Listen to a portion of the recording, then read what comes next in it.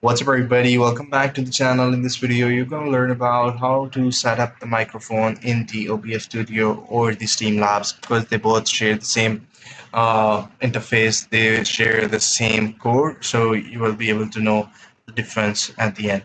Over the right-hand side, you'll see the mixer. Go to the settings. You will see the global settings where they are audio monitoring devices.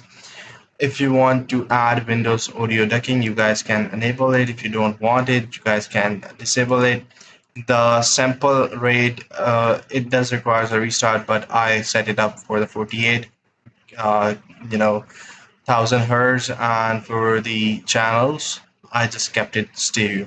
People might think the number higher the number goes, the better the quality. It doesn't really go with that, because if your microphone doesn't have that much depth, you won't be able to use it.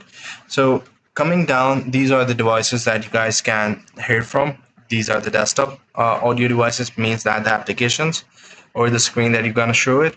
The other ones are the auxiliary or microphone devices. So this is the topic that we're discussing.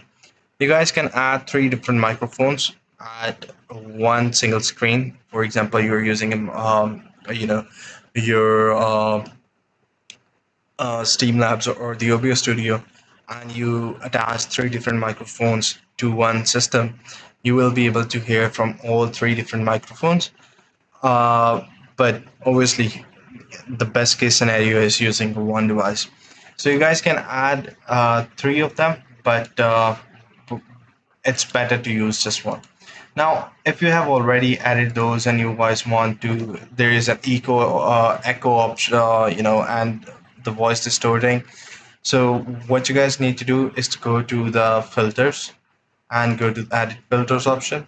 Go to the add filters option. Over here, you will see gain, noise suppression. Use that and just add it like this, and then you will see that there are options like speak X, low CPU usage, low quality, RNN noise, good quality, and just close it.